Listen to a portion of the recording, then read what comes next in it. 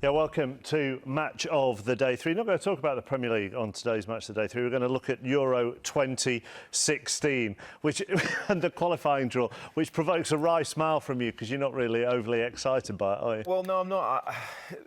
Those teams at the bottom end of the draw, I don't see why they're there. You look at England's group now, San Marino, Lithuania, Estonia, they're all give-me's. There are too many games in there that are pointless for me. And well, how do you resolve that then? Well, the competition's been extended to try to allow these teams in there.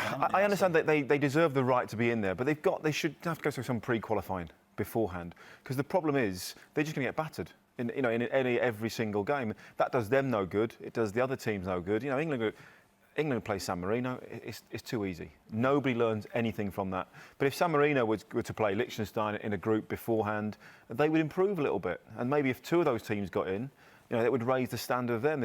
We talk about meaningless friendlies. Now we've got meaningless group games. They're going to mean absolutely nothing. I think UEFA have probably got to be mindful of the fact is that for these countries, having England come into their nation to play in their stadium, that's the thing that they're having, and the problem that they're going to have as well. So they've got this much going on UEFA. They don't. It seems that they've extended it to 24 without really thinking about the consequences and devaluing the actual tournament itself. Gordon Strachan has said it's a terrific draw for Scotland.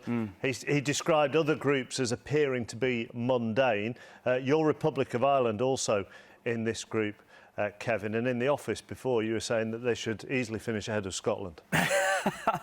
Well, you've got me right on the spot now. He actually said they would finish second. Do you know what?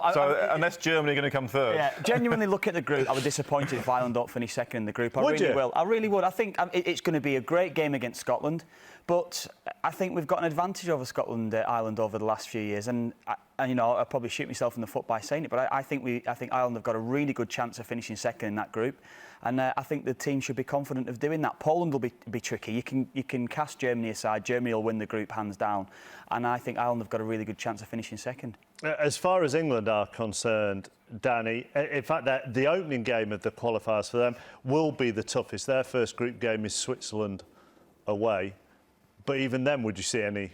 Well, England should beat Switzerland.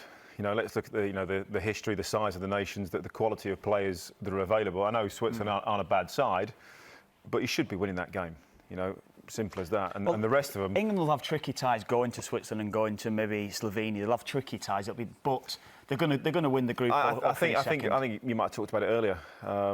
It's almost now become a warm up for it's not a qualification process.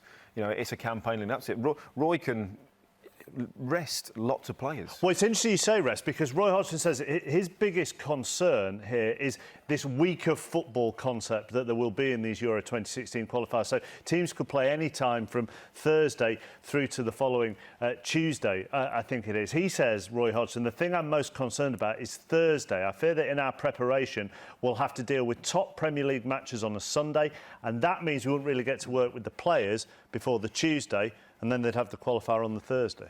But, you've got Switzerland is the only tricky game, realistically, in England's group. The rest, San Marino, the under-21s could turn up, and win that game. There's no tricky ties in there. If England don't top the group convincingly, I think something. I think clubs are going to have a problem with the format as well themselves. They're going to have a problem with how it's going to lay out. It'll be 2 games in 3 or 4 days. It's going to be it's a tight period off the back of a top Premier League game. You're going to get Mourinho and Wenger and Moyes and everybody else all moaning about. Half of my players played. Well, everybody's going to be moaning. The problem is as well. My players didn't get as much rest. But the thing is, we've seen managers pull the players out of friendlies. They're going to be more reluctant to not allow the players to go to these international games. They'll be pulling them out because, as Danny says, for England especially, there'll be a lot of games in there that you don't want to say meaningless, because it's not meaningless, but they'll win the group and they probably will do it with a lot to spare, and then they can pull out. Colin Campbell says Scotland have a better chance, judging by recent form, of finishing second ahead of Ireland. So sorry, Kevin. And Lee Darling says, how do you see the home nations getting on in their respective groups? Will we see more than one home nation at the Euros? We can see the groups that Wales and Northern Ireland are in as well. Wales in with Bosnia-Hercegovina. Belgium, probably the toughest side for the Welsh. Israel, Cyprus and Andorra. Northern Ireland will be delighted Yeah. that Greece are their pot one side, aren't they? I mean, their manager, Michael O'Neill, said you look at the big nations and the pot one nations, Greece will be a tough game, but it will probably be the country you may have chosen. I think both the groups. I think Northern Ireland have got a good draw, favourable draw. I mean, you look at the teams certainly going to Windsor Park will find it difficult, and Wales themselves as well. I think they've both got draws where they can finish at least in third position, and I they'll would hope probably target we've got second. at least 3 home nations, and include the Republic of Ireland in that, in the Euros, and that would make for a better tournament. So that is a good thing then, that the Yeah. format's been changed, Well, and we could see more but home nations there. You look at those two groups. Belgium will win Wales's group. You assume that. Possibly Bosnia second, or Wales having to fight for that. But you want teams of real quality. They've still got great players in them, and I'm talking Andorra, San Marino, Liechtenstein. They haven't got half of them. They're not even league players. I mean, Andy Dunn made that great point, I thought, about players. your likes of Gareth Bale and your likes of Aaron Ramsey. Gareth Bale especially, the world's record signing. He never had the opportunity. Probably with the old format, will probably never get the opportunity to play in a major tournament. This is his big chance to go to a Euros. One very quick point in this. Jack Carter makes it. What do you think of UEFA preventing Spain and Gibraltar from playing against each other? It was the same for Armenia and Azerbaijan a bit. Do you think that sets a dangerous precedent? Politics deciding which countries could play each other? Definitely, because are you going to extend that to the World Cup? Where and when do you draw the line? It does make it very, very awkward for possible future tournaments. OK, Danny and Kevin, thank you very much. Kevin is on Twitter, Scotland fans, if you want to get in touch with him. I think you'll love that, won't you? That's you sorted for the rest of the week. We will see you next week. Bye.